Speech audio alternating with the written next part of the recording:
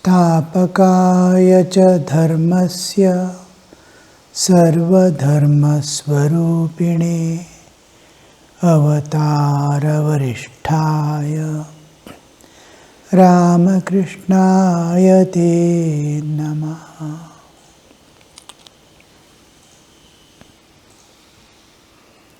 Speaking to Vidyasagar, Sri Ramakrishna is telling the state of a realized soul, of a Jivan Mukta, having reached the ultimate state of spiritual experience through an human body, because each body has the limitations of its own. So too is human body. In human body, man can realize God. And the body too has the body-mind complex in and through which I am going to realize God by transcending the nature, also has limitations. Once a Swami writing to me long back wrote, one more spiritual experience, my body would shatter into pieces. Such is the spiritual experience that body-mind cannot bear. So here Sri Ramakrishna is telling the ultimate experience of God in and through the body of a human existence. So that is the Nirvikalpa Sthiti. Having attained that Nirvikalpa state of realization, where there is all types of dualities are dissolved and what remains, remains. Having reached that state, normal humans do not come back, but specially commissioned to teach mankind, come down to give the message of the transcendental to these people. So the question was asked, after realization, does a soul become totally mute that he is not able to speak? He says, no. When from Nirvikalpa somebody is coming back to a normal state of consciousness, then he has a definite purpose to teach mankind, to give the message of the transcendental to mankind. The path by which he can go into the transcendental realm, the path to show. So he is giving various examples.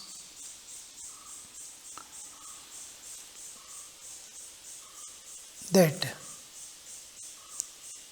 when cake is put into the butter, clarified butter, that is ghee, if you heat butter in a pan on the stove, it makes sizzling sound as long as the water in it contains as long as the water it contains has not dried up. But when no trace of water is left, the clarified butter makes no sound. If you put an uncooked cake of flour in that butter, it sizzles again. But after the cake is cooked, all sound stop. Just so, a man established in Samadhi comes down to the relative plane of consciousness in order to teach others, and then he talks about God. Similarly, he goes on giving various examples. The bee buzzes as long as it is not sitting on a flower. It becomes silent when it begins to sip the honey. But sometimes, intoxicated with the honey, it buzzes again. While taking, before it starts sucking, that is before one enters into Samadhi, reading this, that, spiritual practices, japa, dhyana, what should I do, what should I not do, goes on, pros and cons in the mind. And finally, after reaching that state, the main thing is, are we able to dissociate ourselves with the thoughts that crowd my mind, the feelings that are rousing in my heart? Am I able to? All concerns of this world, all things of this relative world, just like when I sleep, enter into sleep, how I drop off this world and all its contents. In a moment, I forget this world entirely. Am I able to forget this world in meditation in the same way? When I turn inward, the world must totally drop away from my mind. In love of God, in the longing for realizing God, I must be able to forget this world, forget my bodily existence entirely. How within fraction of seconds we forget the body and world when we enter into sleep. With no time, because nature does that. We are not entering into sleep out of our own option, nor because of our efforts. If at all we put little effort to sleep, the sleep never comes. Nature takes us to sleep. Similarly, here, through your own efforts, through your own self-surrender, through your own intelligence, you must be able to detach yourself from the rest of the world, separate from all things of this world, all concerns, all thoughts. The Chittavritti Nirodha is what the yoga says. All thoughts, the wavy mind, constantly waving, even in sleep to create a dream world. In sleep, where I am, this world is not there, nor my bodily existence. There also the mind goes on working, creating dream worlds and keeps me busy there. When I get up in the morning, I am same tiredness because of the dreams. So, are we able to silence that mind? Separate ourselves from all things which I am not that. These are superimposed upon me like clothes covering my body. So many things are covering my mind, covering my soul. So the thing is, can you separate from all this and be the Kevala yourself alone? Then you'll see you land in the transcendental realm. This we are not able to do. How much of practice, you see, to practice one song perfectly, how much of teaching is needed, how much of perfection a teacher must be having. I see in the afternoon music class, Abba, trying to take out in the flute with the same perfection with which they sing. How many? 2-3 months it takes to practice one song perfectly, with tal, with accent, in proper shruti, proper raga, proper swarasthana. How much of practice? See, because of the pain in the hand, I stopped sitar for 1 month. Behind it was non-stop practice of 1 hour every day, early in the morning. 1 hour I used to practice. 1 month I left after 3 years of practice. And after 1 month, I take my sitar, not even a single lesson came to my mind.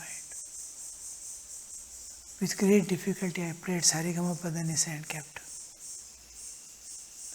This is the means unbroken practice every day. At that time you have to sit calmly and again practice, again and again practice to calm down the mind.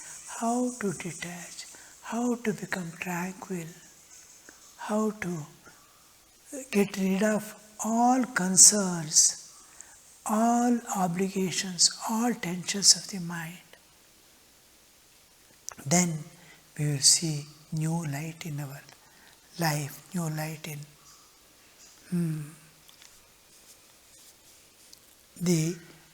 it goes on making sound from. I saw in Bangalore, in one of the houses where I was staying, the bees, what Sri Ramakrishna is telling, number of flowers. Morning they have started sucking the honey as soon as the flowers are.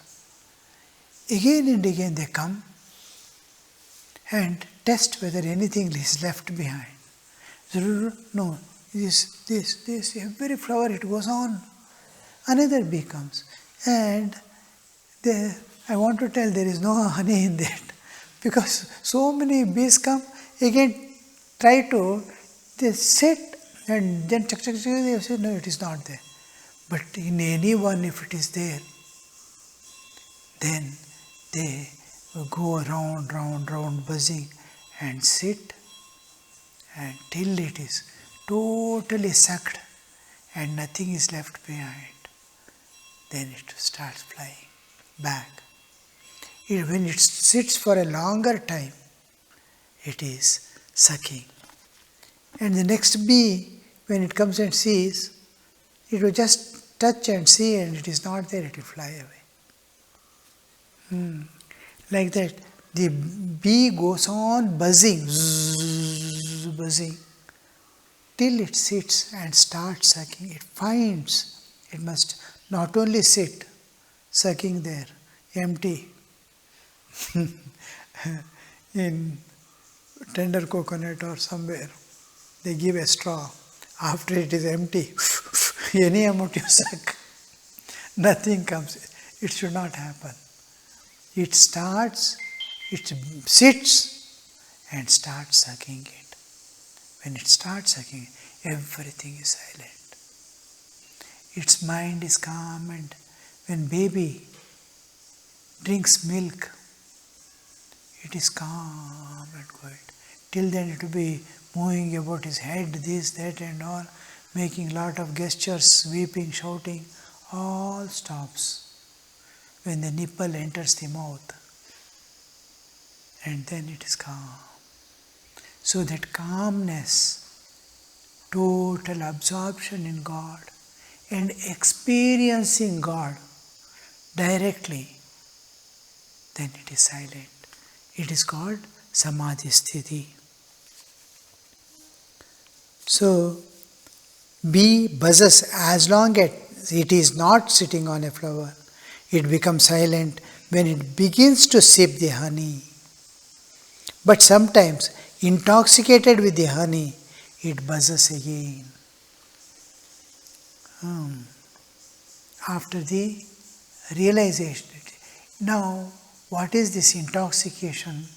Is not self-intoxication. After realizing God, after experiencing Samadhi, nothing affects him of this world. He has transcended the nature and gone beyond. What sukha can affect, what dukkha can affect, what temptation can affect, what enticement can affect. Nothing affects him. But nature keeps one quality in that jiva which has attained the supreme, which makes him weep again. That is compassion for the suffering beings, especially suffering humans. Nothing affects him, nothing he wants, he is Purna. But he cannot bear the sufferings of the any human or any being for that matter. So this is intoxication, which makes him buzz again, go on speaking to people. Whoever is ready, like Buddha says, apavratam swargasya dvaram he shrotravantaha vimunchantu shraddham. Buddha, after realization, comes out and shouts on his top of his voice, I have set open the doors of heaven. Those who listen to me, not hear my words. Listening is different from hearing. We hear many things, listen to few things. So, those who listen to me, release your faith. Vimunchantu shraddham. So, he feels compassion. The purpose for his going into samadhi sthiti, searching here, there, going to people, gurus to guru, in search of the reality, in search of the solution, finally he finds within himself. Then he comes out to give that message for the suffering mankind. There is a way, there is suffering, there is a cause, there is a way out, and follow that. So that assurance, you see, is being given by these people who have realized. So they come and start buzzing again. He is giving the message. An empty pitcher makes a gurgling sound when it is dipped in water. Pitcher means pot. When it is put inside while taking out water from the well, we see, we tie a rope, put over the pulley and release it. As it goes down, it will be making gurgling sound. The sound, air is coming out, water is going in. When it is dipped in water, when it fills up, it becomes silent. When it gets filled up, it becomes silent. It simply sinks. All love. How practical examples that the people in those days are seeing every day. Every house has a well or a pond in front of them, and everyone goes with a pitcher only, pot only, to fill the water and bring. And they see this every day. All love. But if the water is poured from it into another pitcher, then you will hear the sound again. Laughter. Everyone laughs. Means they are understanding and experiencing the simile that is given, upama, is such that they are happy. What a fine example. Like Vidyasagar says, oh, that's a remarkable statement. Like that, here, all love, that is their day-to-day experience. The rishis of old attained the knowledge of Brahman. One cannot have this so long as there is the slightest trace of worldliness. This is the one condition. Worldliness, being in the world, is different from encountering or possessing worldliness. Worldliness is which drives you to the world, to enjoy the world and possess, for possession and enjoyment. That is Kamini and Kanchana. Worldliness means you are going to possess something, you are going to enjoy this world.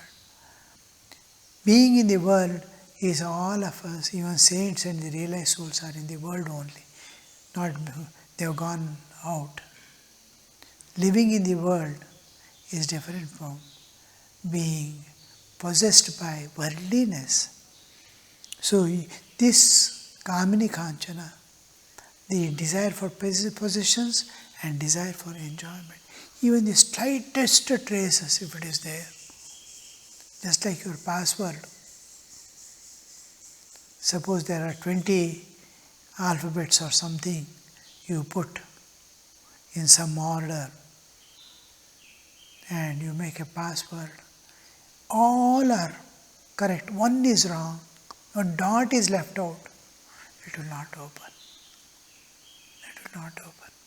Similarly, all desires have gone away.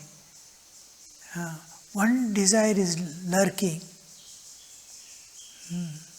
Not the spiritual desire, but desire of the world.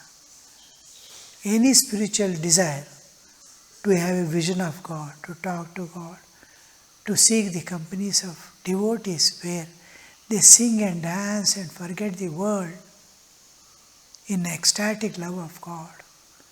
Such desires, to live alone in solitude and call on God, these desires are not considered as desires. These are not pertaining to world and worldliness. But anything pertaining to world and worldliness has to be shunned.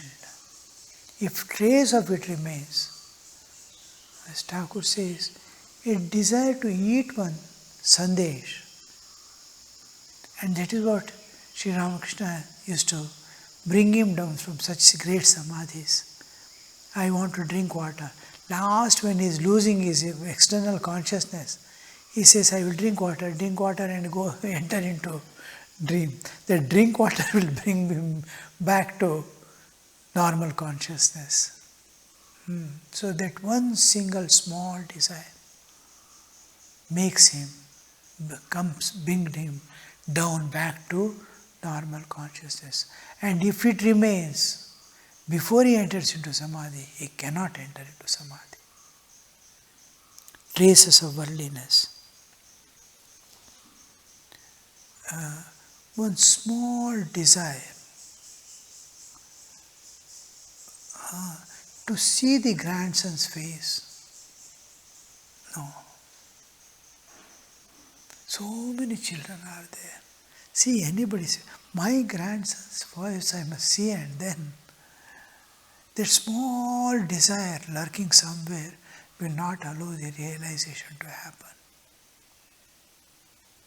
See, I saw someone who has entered into meditation, sunk in meditation to sufficient depths, but was not able to touch the bottom and transcend and enter the inner self, just because he could not get rid of a thought that somebody had done great injustice to him many, many decades back when he was young. He is not able to forget. And years past, they have all become one. And good way they are living. Still that one thought that in most important time of my life, he has deceived me. He has done an injustice. I told him, give up that one thought, you are in samadhi. He said, I cannot get rid of it. That is it's the whole life, and all events of life are passing events. Why? Nothing remains. Neither time remains. After some time, none of you remain. Neither you are going to remain. Both have become old. And the person who has been responsible for this, who has made that injustice, is no more. Still, he has gone away, he is dead. Still that thought, he had done me, is not able to wash down. And because of that, he could not realize God in this life. He will do, by grace of God, by grace of Guru. He will be able to succeed in next life. But that one thought, one small, because it pertains to the world. Oh, I could not get the last vision of my Guru before he passed away. All right, welcome. But I could not see my grandson's face, or somebody had done something sometime which I am not able to forget. It belongs to the world. It obstructs the realization.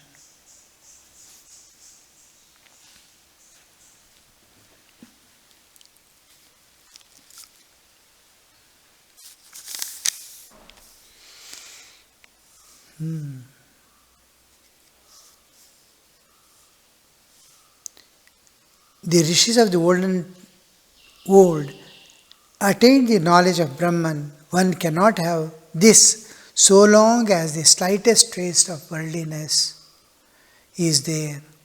How hard the rishis labored. See, for doing small things in our life, how much of efforts we have to put just to remember a poem, just to remember a song. How much of efforts we have to put. And imagine to transcend the nature and go beyond, how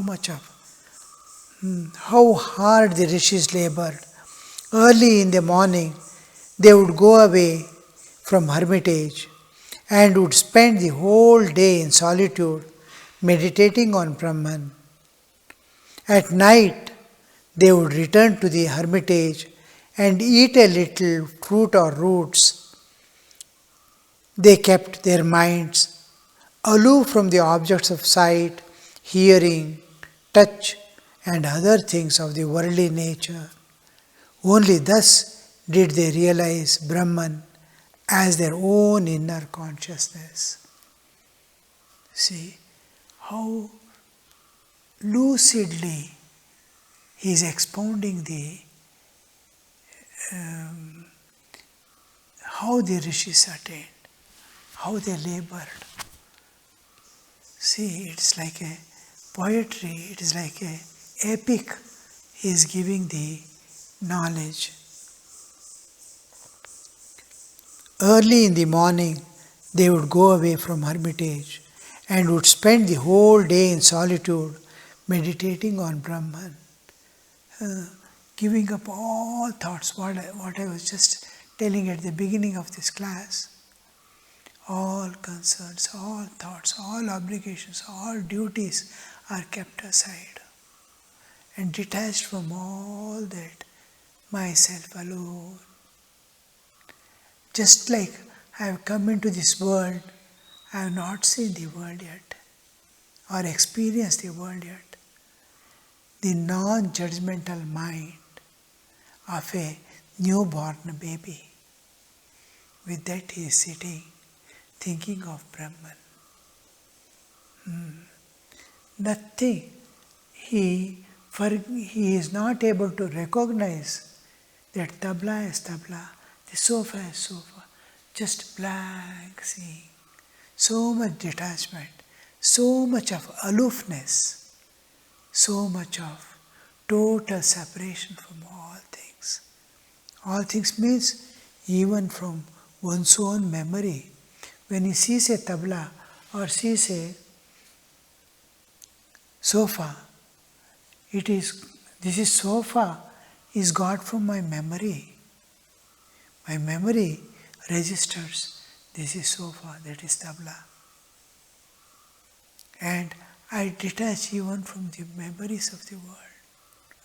Only form of God, my Ishtadevata, is there in mind, or of the absolute formless Brahman. So I am totally the nature and the world, as if I have separated from the entire nature and exposed to the absolute Brahman.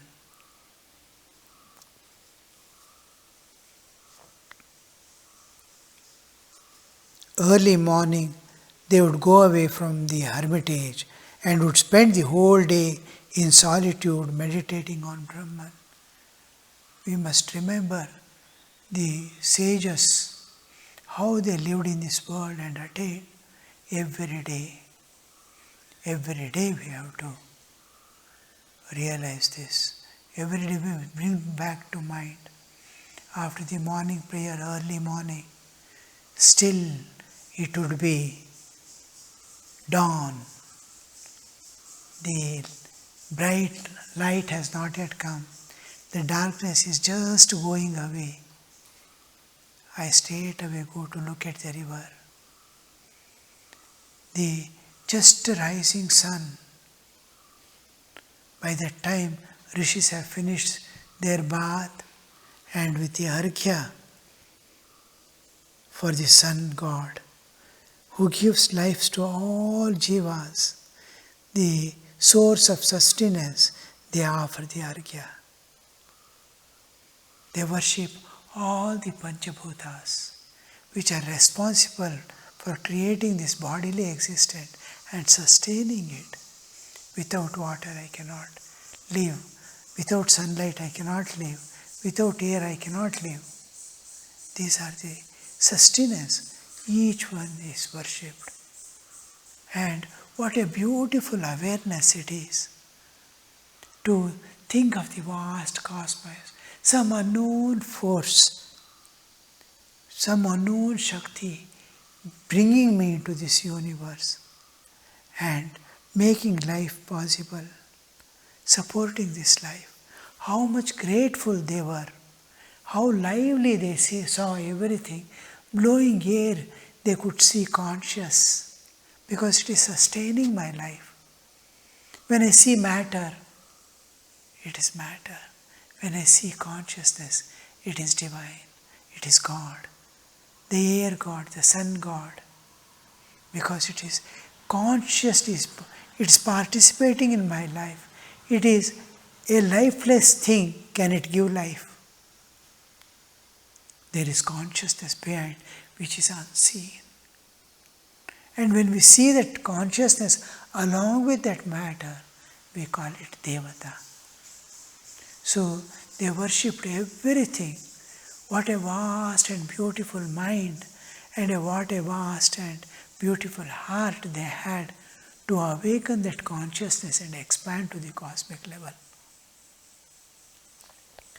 Om Shanti Shanti Shanti Harihi Om Tat Sat Shri Ramakrishna Arpanamastu.